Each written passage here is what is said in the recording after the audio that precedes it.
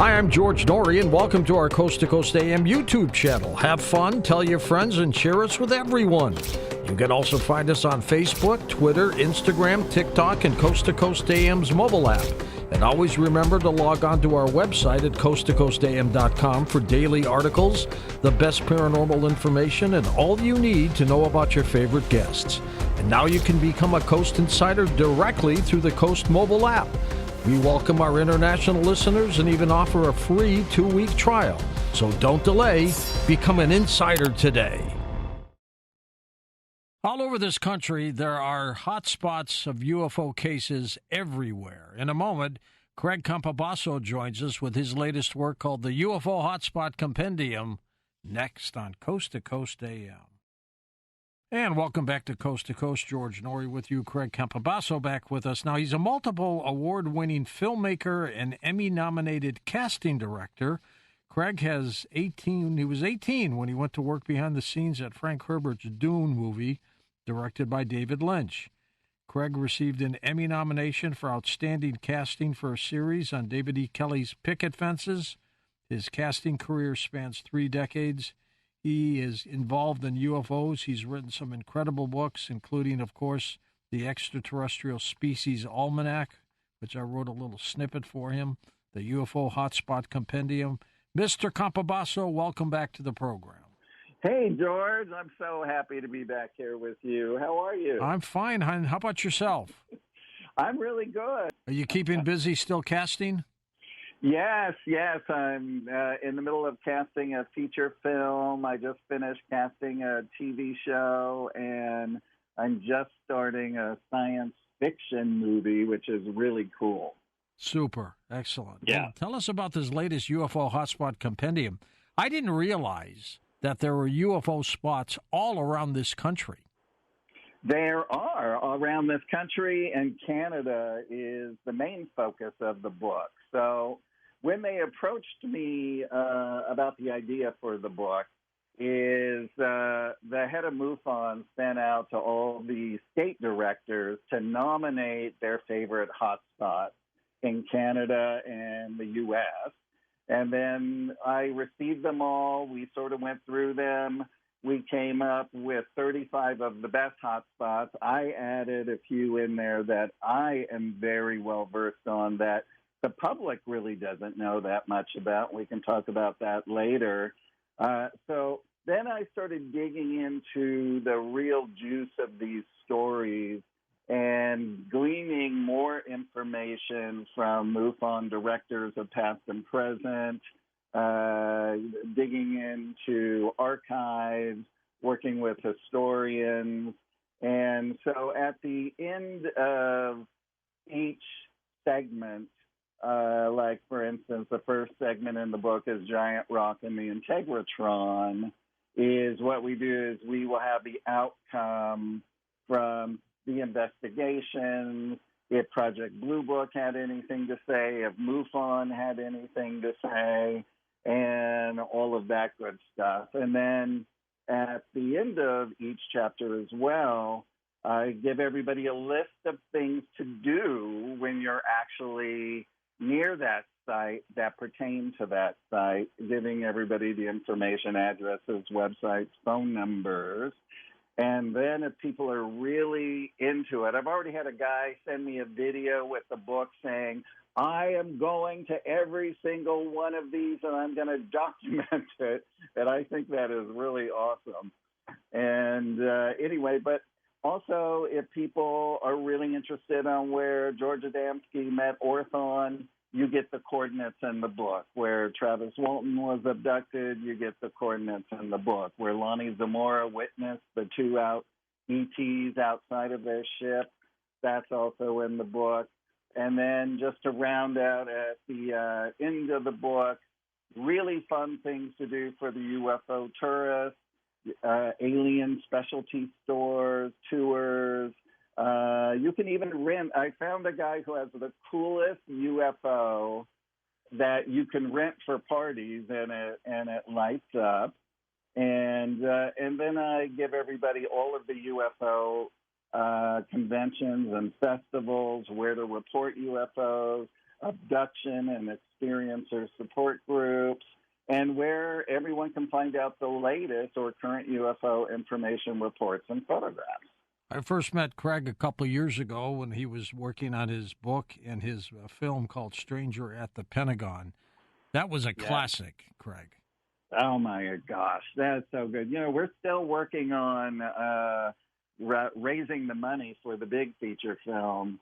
It is quite a large budget because we are going to spend half the time out in outer space in that realm and the other half in Washington, D.C.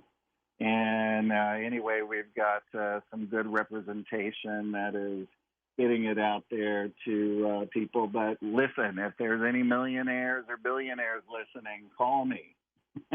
You need one of the big studios to come and jump on this, huh? Well, we would rather make it independent, and I'll tell you why. Because when you give a picture to a studio and they fund it, they have jurisdiction and say.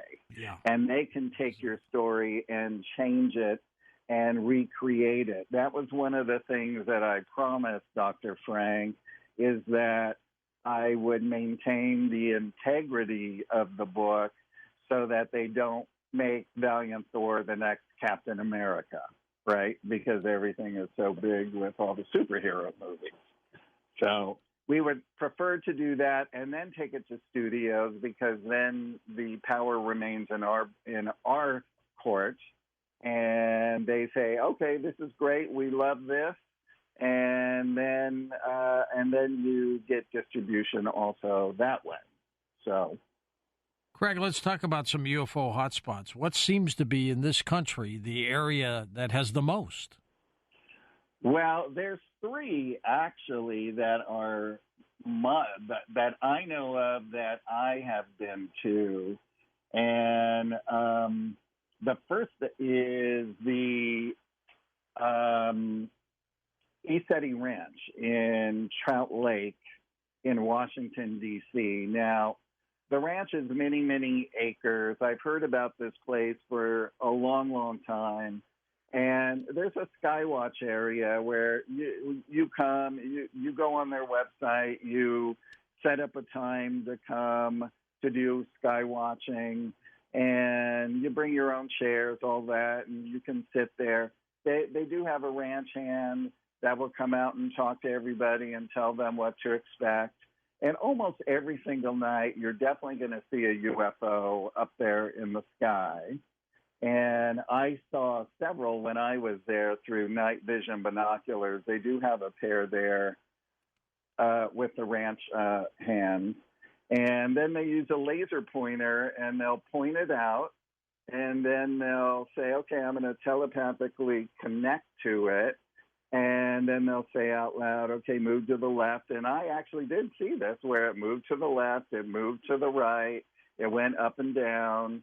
And then when they ask it to power up, all of the lights just go really bright, and all these colors spark off of it. And everybody literally on the Skywatch field is like screaming, because it's such an exciting thing to see, because you know that you're actually communicating with some other intelligence as well. Now, at the end of the Skywatch field sits Mount Adams, and Mount Adams has a lot of unique lights that flash on and off all around the mountain in different sections. Now, a lot of times people said, well, could it be hikers and that type of thing? And they said no, because there's a lot of those regions you can't even get up into. But some of the lights are so bright that it's an anomalous thing. It's the same thing as the Marfa light, and also on Skinwalker Ranch, they have that giant plateau where these lights are always flashing. Oh, they're always there, yeah. What's that, George? They're always out there, aren't they? They're always out there, and nobody seems to know where these lights are originating from. But the interesting thing about that is that they see ships going in and out of the mountain all the time. And the ranch hands say that there's a very positive extraterrestrial base, which they believe is Pleiadian, and they had mentioned a few other races. I can't remember what they were.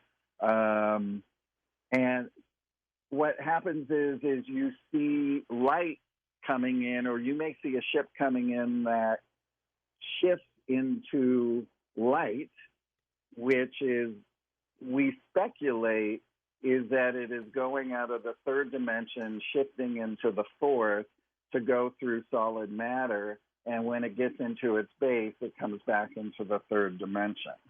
Now, we've seen this a lot in Mount Shasta as well, with a lot of craft going in and out of the mountain there. And it is widely believed and said that the ancient Lemurians, or the Telosians in the city of Telos, lived beneath Mount Shasta. Are there some areas that are kind of frightening or scary with UFO hotspots? Oh, wow, yeah. There are, and one is the Bradshaw Ranch, and we'll get into that in a little bit, and that's because of grays and reptilians have been seen there. I remember you having on the people, I don't know if it was somebody who was related, but the Goblin case in Hopkinsville, Kentucky, where the little 3.5 feet goblins came down in a craft. One of the owners of the house, relatives, was visiting and saw something land in the back of the field, and around 10:30 that night, they spotted these 12 little creatures running around, and they got their guns, and they were trying to shoot at them. And they missed because they were so agile. Anyway, Skinwalker Ranch, of course. There's the Stardust Ranch and the Pascagoula incident, because that was a terrifying experience for those men, because as Calvin Parker describes it, she was the most evil alien female that he, well, not that he ever encountered, but that he encountered, because he said she was pure evil. And when he went into regression with Bud Hopkins, that he realized that she had been following him throughout his life. And he said that she had done such despicable things to him that he won't even speak of them to this day. Isn't that interesting? It is. Yeah. I miss Bud Hopkins. What a great UFO researcher he was. I do. And what's really, really cool, George, is Calvin's publisher allowed us to reprint some of the great highlights from that regression in the UFO Hotspot Compendium. So people can see that there. I love Bud Hopkins. I really enjoy his work. Was amazing. We've lost some great ones with him, Stanton Friedman, John and Mack. Jim Mars. Jim Mars was a classic, absolutely. Yeah, Jim Mars. I mean, we've got the Aurora alien, and I do a whole section on that, and dug into even more information that Jim didn't even have in his documentary, and Jim's documentary was amazing. The Bradshaw Ranch, you talked about that. Where exactly is that? So Bradshaw Ranch is in the Verde Valley. It's just outside of Sedona. It's in the middle of literally nowhere. You need a four-wheel drive to get out there. It was put together by a man named Bob Bradshaw, who was a cowboy who was in a lot of the old Westerns as a stuntman. And he had this ranch, and he started letting people shoot there. Elvis Presley's film Stay Away Joe built a set there, and they shot there.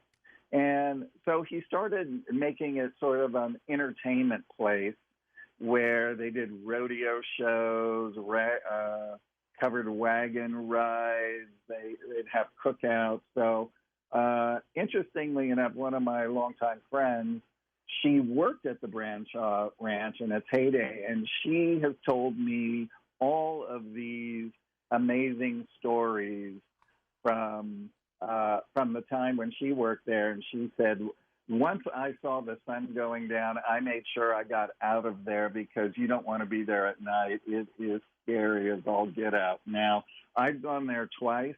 I'm a sensitive, and I will tell you that area, you feel all kinds of vibes from other dimensions looking at you, and everything in your body tells you to run the opposite direction. What is it about these areas that happens? I mean, are they portals? What are they? Yeah, it is a gigantic portal. Now, Bob Bradshaw's wife, Linda, started experiencing this. There's a portal tree right outside their ranch house where she saw things coming in and out, good and bad entities, as she called them.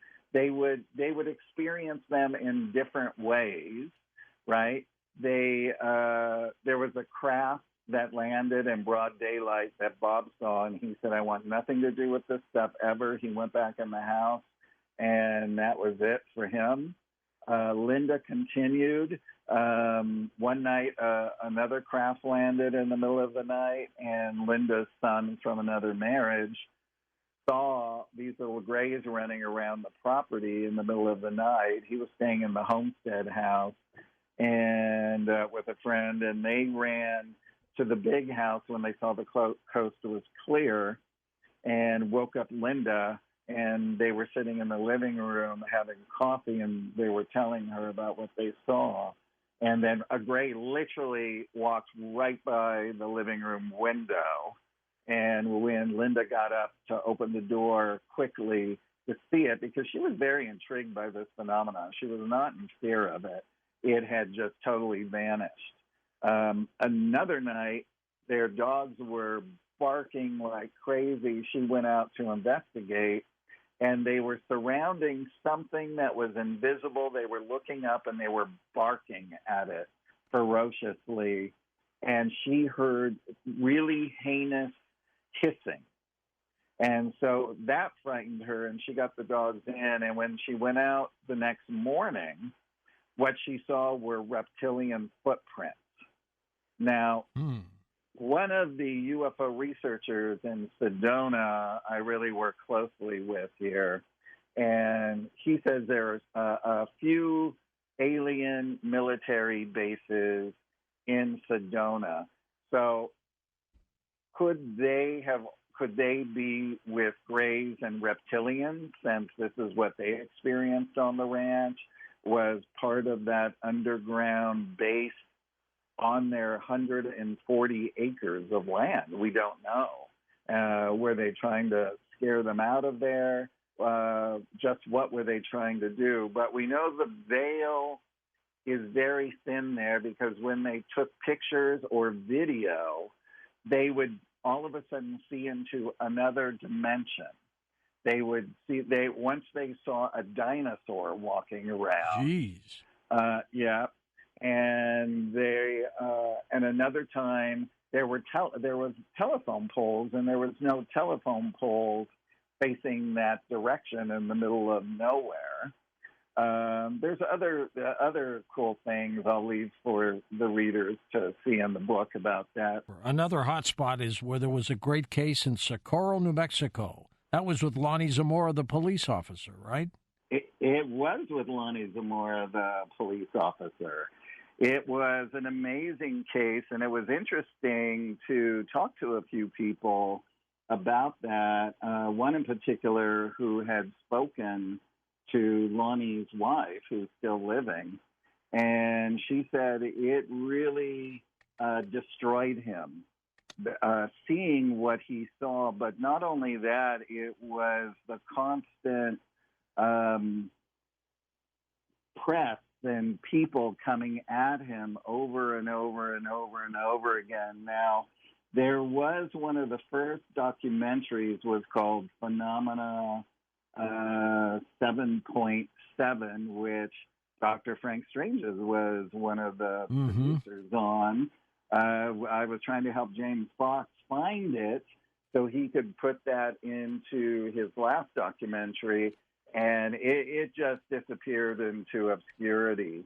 But there is a wonderful record on Unsolved Mysteries. I love that show because they did a lot of UFO reports, and that was one of them. So all of the people involved were interviewed. Lonnie, Sam Chavez, who was the second cop on the scene, everybody like that. It was said to be one of J. Allen Hynek's favorite cases. That's what convinced him that there was something to the UFO phenomenon, that case.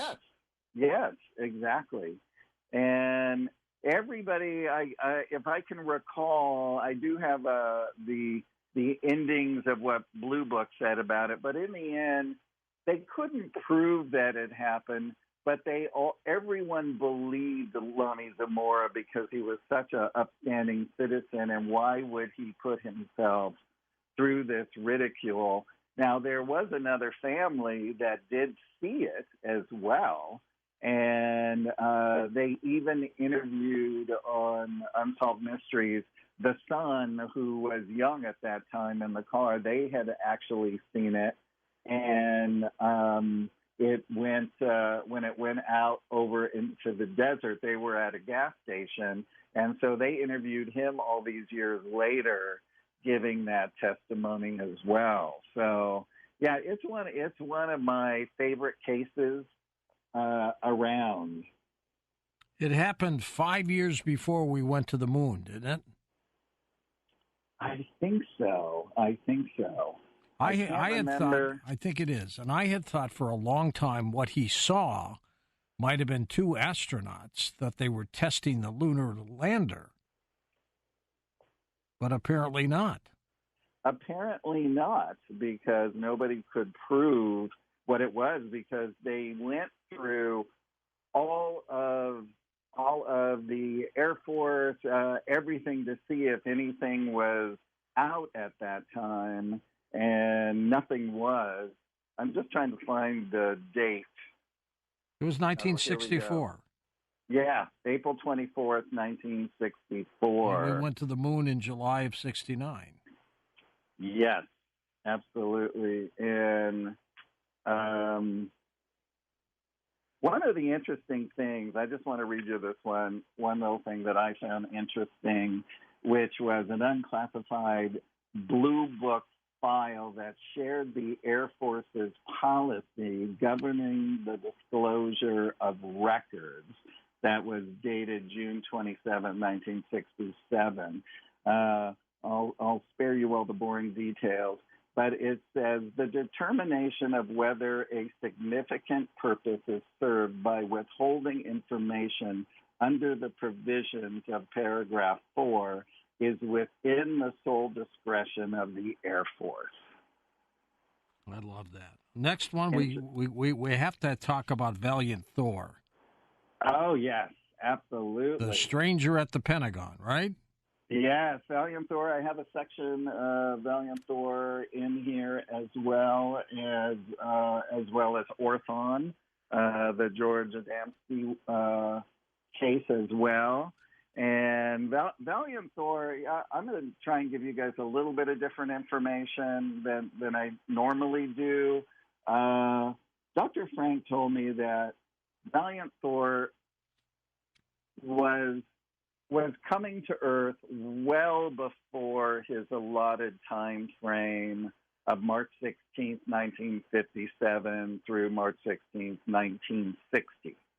And that he was coming and he was checking on things and all of that, and that he was very anxious to start his mission, although he didn't know what the exact dates would be until it was foretold to him. Now, interesting that Major George Filer, who we all know, who is a MUFON New Jersey state director now, right. was a major at the Pentagon back then. And George Filer told me that when he was there and if he'd be walking down a corridor, another officer said to him, the extraterrestrial is in there, meaning this is where he is during the day, because he did have a Pentagon apartment 3 floors down beneath the Pentagon.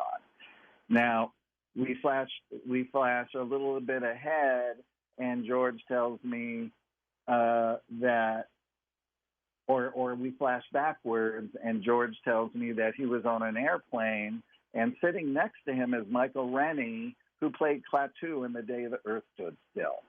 And Michael Rennie tells him that the U.S. government funded The Day the Earth Stood Still because they wanted to know what the public's reaction to a human extraterrestrial coming to Earth would be, right? Now, we know that there were precursors coming to tell the government that Valiant Thor was coming, but we don't know exactly when that date was. I believe The Day the Earth Stood Still came out in 51 or 52, right? And which would have given them enough time to figure that out. Now, I don't know if that part would be true because it's coincidence, but I was just having a conversation with Steve Bassett about how the government funds and also has script approval and things on certain films. So I did a little research, and there was a gentleman who was a producer who went through 30,000 pages of declassified documents and found in over 2,500 film and TV projects that the government paid for and had some way, shape, or form to do with how that script was to be presented. Now, that's possible, too. Yeah. And if you take Maverick, for instance, Tom Cruise and the studio wants to play with those toys. So they want to make sure that the military is being seen in a proper light. So it'd be interesting to see what that script looked like if they had any notes or things of that nature. So, because that's a very expensive film to make, and now it's one of the highest grossing films. Where would Valiant Thor be now? He would still be in his flagship, which is called Victor 1. They're called Victor class saucers. There's Victor 1, Victor 2, and they keep going all the way up. How old would he be? Well, he's an immortal, so he could be as old as the universe. I really don't know the exact age. Some of the members of his ship, I remember Dr. Frank telling me, were over 700 years old. There is another created being like Valiant Thor who is a permanent member of his ship, whose name is Yanaya, and he comes from Melchizedek. And Dr. Frank said he's a very, very tall, muscular gentleman, and he said he really got along well with him. Well, he got along well with all of them, but he said he had a great sense of humor. So that ship, his ship, is stationed at Lake Mead, and all the other craft are stationed in 287 different locations in and around the Earth. He built his own starship that's 14 miles long and 7 miles wide that also houses other beings that may not look as human as we do, or they may have different color skins than we do, like green or blue or patterned skin. He once told me that when he was on the starship, he saw some beings that had zebra patterned skin, and I always thought that was interesting. And then I recently saw something with Linda Moulton Howe, and I guess some experiencer or somebody who had been contacted by a race that they had zebra patterned skin. That's strange, isn't it? Yeah, it is, isn't it? Because I thought it was odd when he told me, and I just put it in the back of my mind. And when I heard that, watching something that Linda was doing, I was like, well, wow, maybe there really is some validity to that. Let's talk about the Aurora, Texas case that Jim Mars used to talk about all the time. Oh man, I love that case. Here's some cool stuff I think a lot of people don't know is back then in Texas is that I think the whole town was a population of 373. And these And that was 1897, wasn't it? Yes, that's right. That's right. April 17th, 1897 is when this happened. So this blimpy-looking shaped thing has got a trajectory towards Earth at 6 a.m. in the morning. Everyone's out farming their lands, and they see it coming over town, and it goes to Judge Proctor's towards his property. It hits his water tower.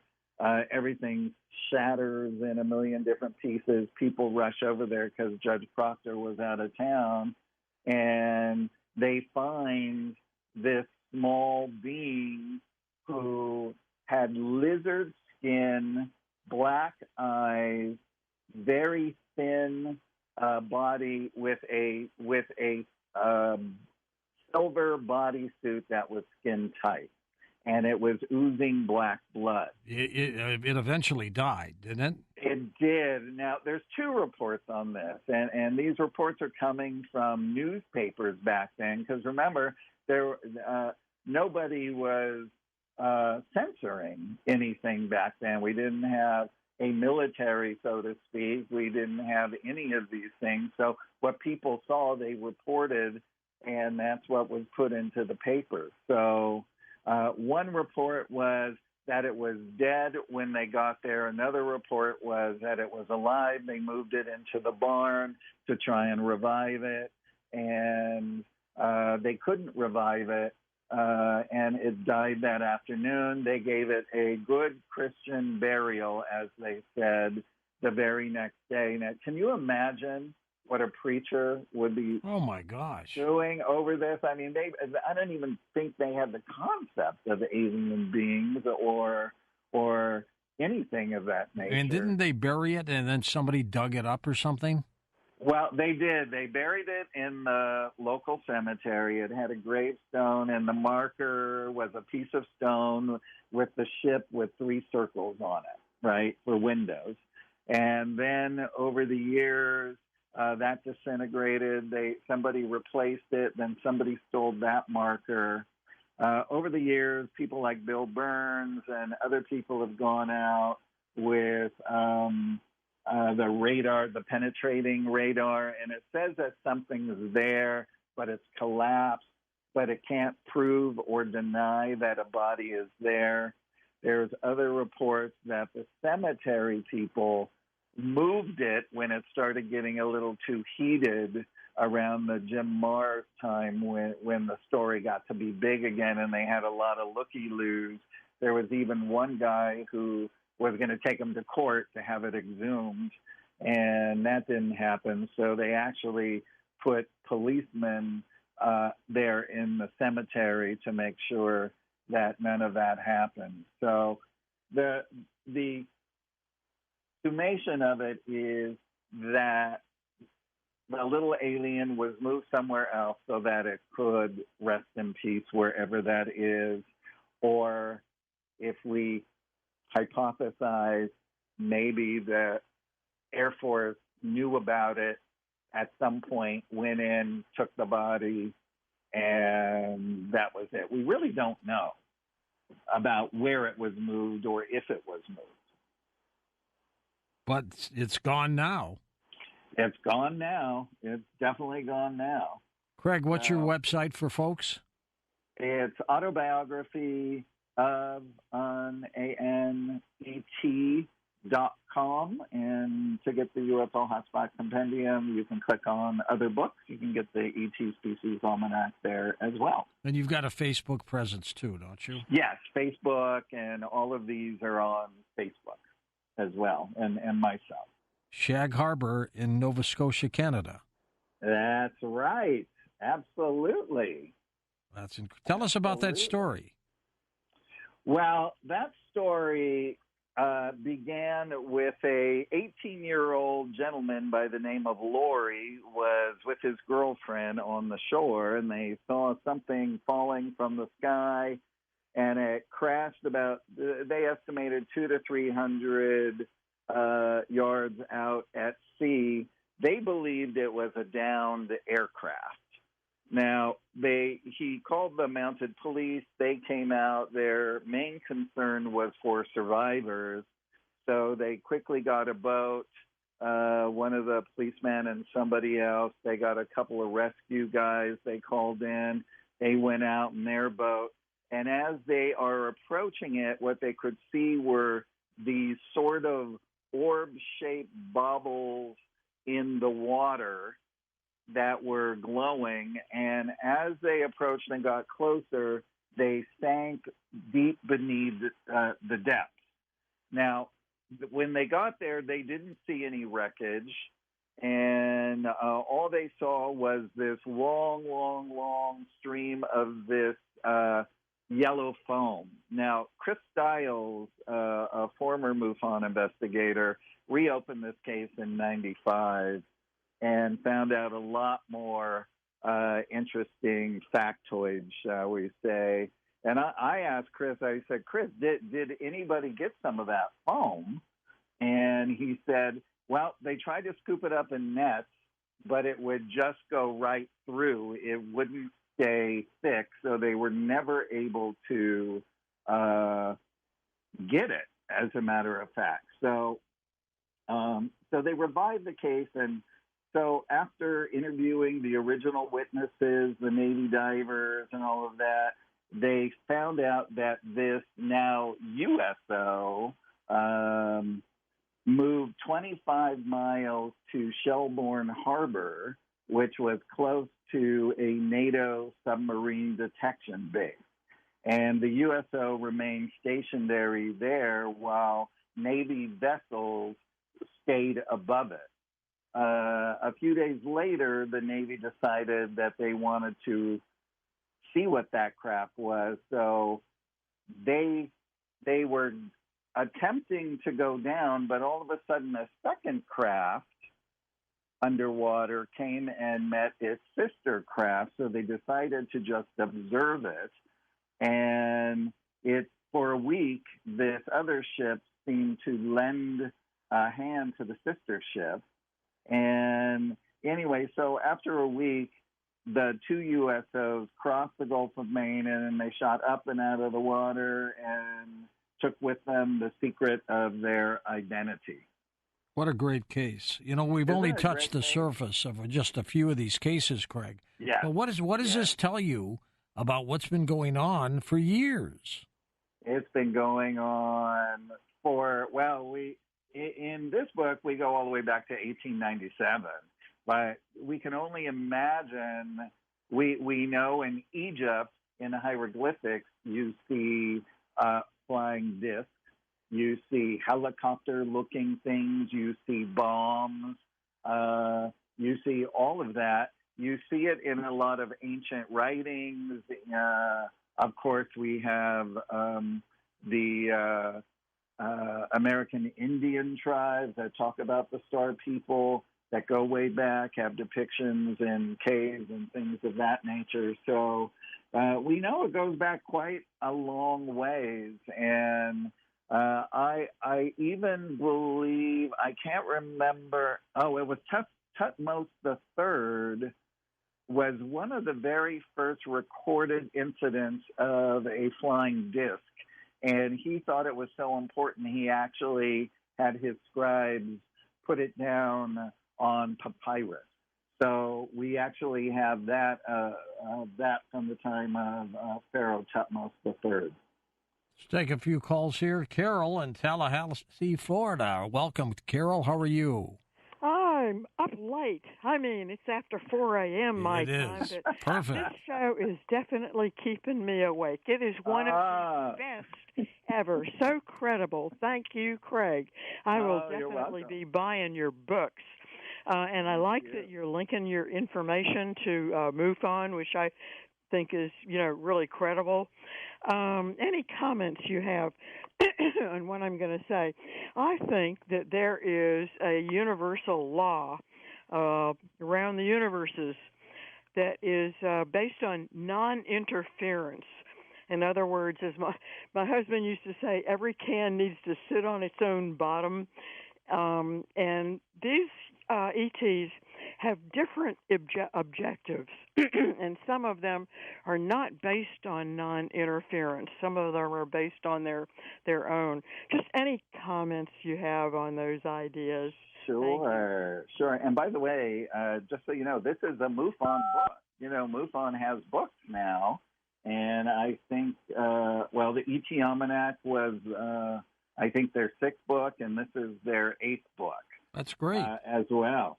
So, yes, there is that law, but when you have the more aggressive extraterrestrials with agendas, they know how to bend that universal law. So what they do is they approach government leaders to deed them land or to deed them something where they can be on this planet at their invitation in exchange for technology, in exchange for other information. And that's how they do it, and that's what this planet has seemed to have seen for quite some time with all of these different alien agendas going on. So, but the good news is primarily the universe is populated with benevolent beings. But as we know, everything has polar opposites. We are all dualistic beings here on Earth, and when we become fully conscious, we're going to still have that duality. We're just going to now know how to use that duality in a more cosmic way, meaning we're using our heart and our mind as one instead of our mind and service to self and ego. Next up, Jim in North Carolina. Welcome, Jim. Thank you. Good morning. Hi. Great show as always. Thank you, Jim. I would have to say that there's a lot of false arguments out there when people say 80% of all UFOs can be explained, and that's probably true. But the question isn't are most of them false? All we need to have is one actual UFO proven, and then we know there's life somewhere else. Well, it's interesting. If you start digging deep enough, and you've been in it for as long as I have, I just love this whole topic. So I've been immersed in it for many years. You start to meet people, and everyone has a little tiny piece of the pie. Now, I'm going to give you one example. On the cover of Jennifer Stein's documentary on Travis Walton, there is a very unusual ship that is like glowing yellow with these sort of black lines going through it on the top and bottom. And when I was working with Jennifer on the Travis section and Travis, I said to Jennifer, I said, where did that ship come from? I said, because it's so unique and it's so different than anything else we have ever seen. And she said, well, that's how Travis described the ship. And so a lot of the new information that's come to light in Travis's case is when he was on board the craft, and when he woke up, he saw two grays. That freaked him out. He leapt up off the table, pushed them away. They left the room. he was wandering around the ship just trying to find a way out because he didn't really know what was going on. He didn't know if he was in some facility. He had no idea. And all of a sudden, a Nordic being comes up to him and doesn't really have a conversation with him, but he's actually saying, you know, there's these grays and there's this. And so this Nordic takes him through out of where they are into a giant spaceport where all the craft are, and then into the other side where they again put him on a table, and now it's just Nordics, and they put him under again and put the healing device over him there. Now, what's interesting is many years prior, Dr. Frank gave me a set of photographs. And Dr. Frank Stranges, who wrote Stranger at the Pentagon, he was in contact with many generals. They fed him a lot of information, didn't they? They did. And he gave me a packet of 5 photographs of a ship that was taken at an Air Force base. And he said, this is the real ship. And he said, these are Pleiadian ships. And they are the identical ship to what is on the cover of Travis's video. When I told Jennifer Stein that, she nearly fell off her chair, and I sent her a copy of the photograph. Now, it looked different when it would power up into different things, but that was the body of the actual craft. Now, another interesting thing is people are seeing, like we're saying, the veils of dimensions. When you hold your camera or your phone camera, you could hold it up to the sky and look through the sky that way, because if something's there, you're going to see it. You can even do that with a pane of glass, right? You could take like an 8x10 pane of glass and hold it up, and if something is there, you will actually see it. Craig, let's talk a little bit more about some of these other hotspots. The one case, and we know him well, both of us, Travis Walton. Yes, Travis. So some of that new information is what I gave you, and of course, it was terrifying for him when he found himself on the road and had to find himself, get back down into town, into Heber, and use that little row of phone booths, and called his family to come pick him up in the middle of the night. And they didn't believe him because there were so many crackpots calling him. And then finally, Travis screamed at him and said, it's me. And when they got him, he was just, curled up in a ball. And, it was very traumatic for him. And so throughout all the years of him understanding it and talking through it and going through all of the lie detector tests and all of that is in the book. The whole giant scope of the Travis Walton story, because Jennifer Stein, besides Travis, is the only person who knows like the entirety of it. You could go and you can listen to somebody speak, and you'll get bits and pieces because of time restraints. So here you're going to be able to get the entire story, play by play, from the moment it happened to present day. Did you know the late astronaut Edgar Mitchell? I didn't, but I knew some people that did, and they loved him. Yeah, I knew him, and he was so important to the UFO field, because here's an astronaut who has been told that we've been visited on an ongoing basis. That's right. And others, I believe, have said that as well. And the late Bill Tompkins also said when he was watching the live feed from TRW at that point, when they were on the moon, that I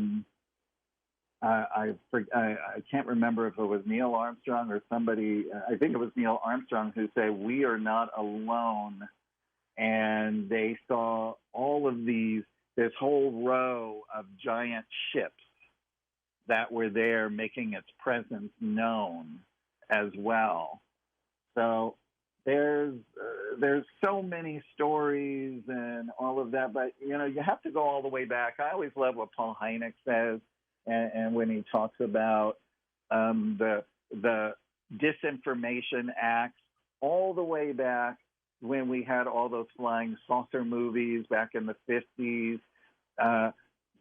Were those made to make fun of and discredit, and in comics and in that? So that's why so many people all the way up and through the 80s they would scoff at a UFO story, or they would say it was phony, it was fake. Or in the Gulf Breeze, Ed Walters, who was having these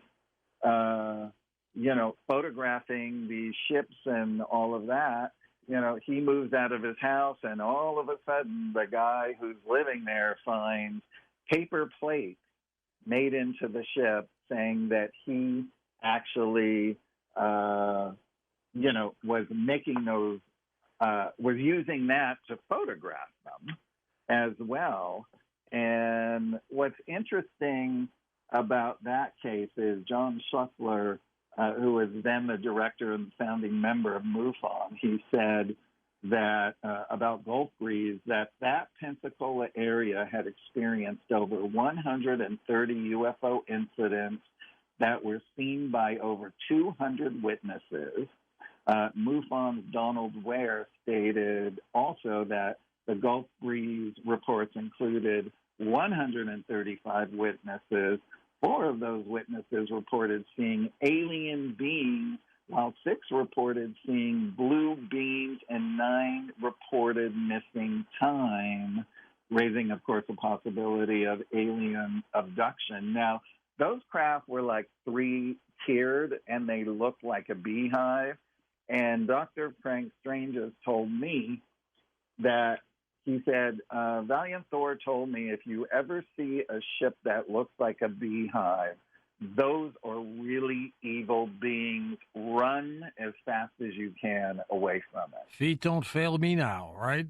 Yeah, exactly. Let's go to Gary in West Virginia, first-time caller. Hi, Gary. How you doing, buddy? Good, my friend. Thank you. Go ahead. Okay.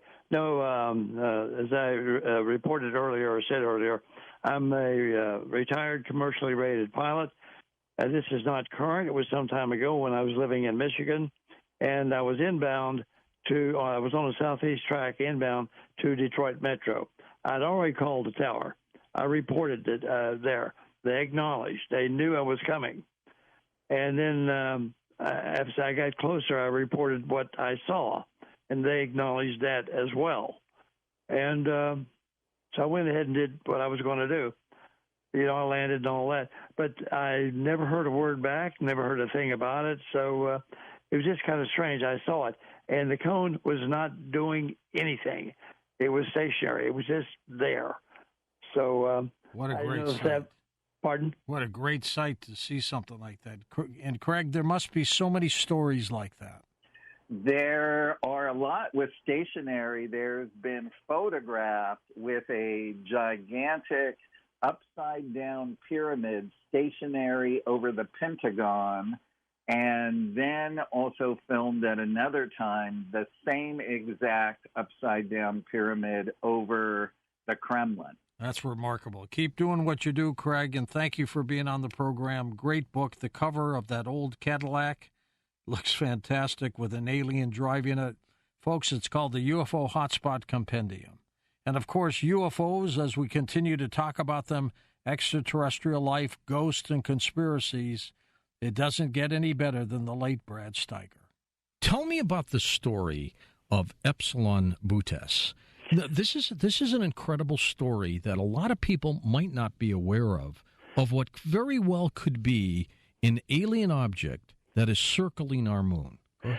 I'm so intrigued by that, and you picked up on it when it first came out. I could not imagine why people weren't going wild about this. But here is a broadcast, so to speak, and sometimes we theorize that maybe there's I don't know what kind of device it'd be, but some type of tape recorder in the heavens that keeps broadcasting messages. But here, and serious-minded astronomers said, this is coming from a source. It's coming from something that, is circling. It is in an orbit, and it is broadcasting meaningful messages. Now, and then it just disappeared from the stories, and I tried to track it down and get more information, and then I don't like to project thoughts like this, and sometimes we get a little weary of saying, it must be a cover-up. But I could not understand that this could really be anything other than some kind of cover-up with this information, and there must have been more that would be released and that we reported in the book. That alien contact, it seems as though someone was telling us, we're here and we're available, so to speak, for communication, and then there was nothing else. And this object apparently was parked around our moon about, 13,000 years ago? Yeah, this is what the communication claimed, that it had been parked there, like it was kind of an overseer, like that was its mission to say when we were ready enough to receive this information. Well, it would still be there in orbit, right? Yes. That's what I understand, but I haven't been able to get any more information about it. There was a lot at first, and I tried to track it down at the time, and then it just dried up, and I couldn't get anyone else to answer. But, I'm stubborn. And, Sherry says, yes, I agree with her. We've got to put this in the book. Yeah, Maybe it's a great story. If people get excited about it, some additional statements from someone who should know will be forced to make these statements and explain what happened. Well, and if it's still broadcasting something, we should have SETI point its ears that way somewhere. Yes, indeed. And I can't believe that it isn't pointed there. But I can't get any more information. Maybe someone with higher ranking than Sherry or myself can. And I'm hoping that people will see this, someone with that kind of influence, and demand that we say, what has happened to Epsilon Bootis? You must have concluded that there are a lot of UFO reports out there, and they're good ones. Something's happening on this planet. Oh, you have to conclude that. Okay, first of all, I know no disagreement from you. It's a great mystery. It is. Some people feel they have the answer, and they're very aloof about that, and they're very supercilious, saying we have the answer. As long as we have been in this research field, we realize that it's a multi-level phenomenon. It's a multi-level, multi-dimensional phenomena. We know something is going on. We don't know if it's extraterrestrial, if it's multi-dimensional. We don't know, though I kind of suspect there might be bases under the sea. There might be bases under Earth to account for some of the ancient legends. But the phenomena has been with us forever, and we feel that it influences every aspect of our existence in ways that we haven't even begun to dream of yet. We feel that strongly about it, that whatever the phenomena is, and we're not saying they come from Alpha Centauri, we're not saying they come from the hollow earth, we're simply saying consider all of this as a great mystery, a multi-layered mystery, but something is going on. Brad, why do you think at such a young age, you, me, and so many other people became fascinated with stories of UFOs and extraterrestrial life? What happened to us? Well, I think as the eminent philosopher Lady Gaga says, we were just born that way. Maybe so. Maybe so. I have to bring up one thing. I got excited about Epsilon Bootis, which is a favorite of mine.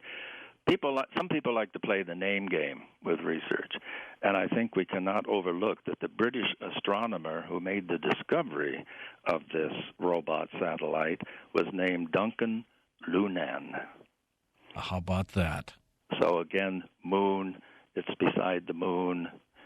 So those little things kind of add spice to research. You know, we continue to get these UFO reports and stories all over the place. Yet there are some people who truly believe government's going to disclose. I don't think so, and I've told them that. What do you think? I don't either.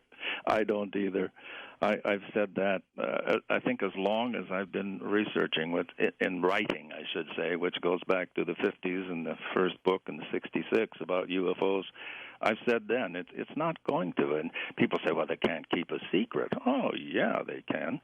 I mean, but we have, and talking about this not long ago with Kevin Randall, whom I know you're aware of his fine research, and continually finding people making deathbed, I hate to use the word confession, testimony. Sure. Deathbed testimony. They just want to get it off their chest. Yeah.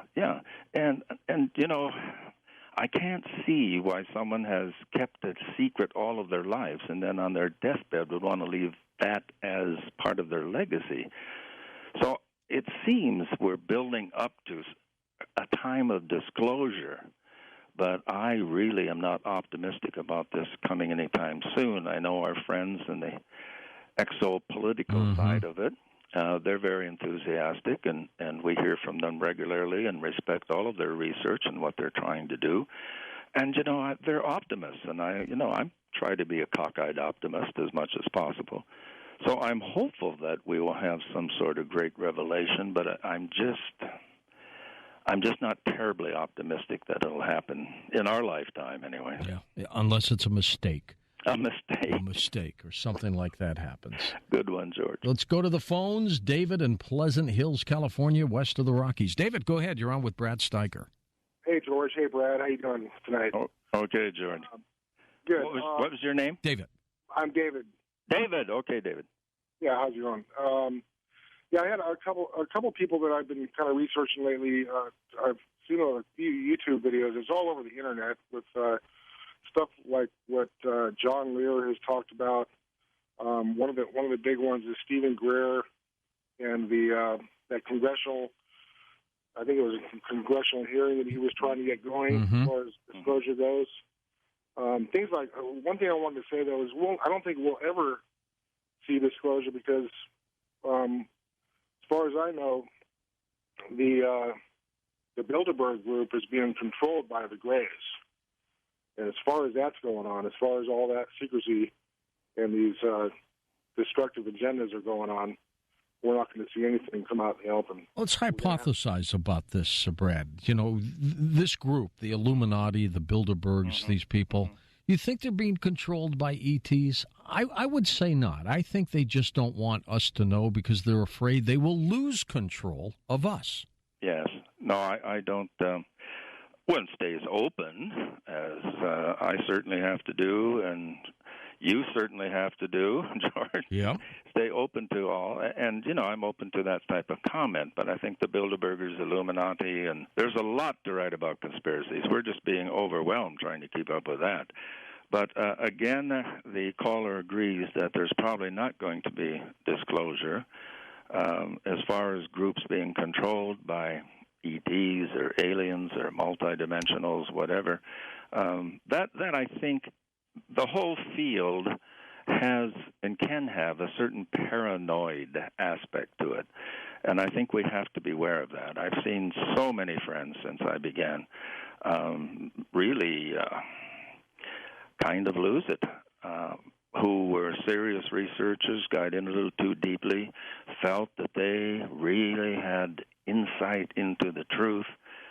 And then sad to say, many of them suffered mental issues and that happens. I won't go on, but it's a field, and I told Sherry before we really got into this strong again, it's like entering a magic theater in one sense.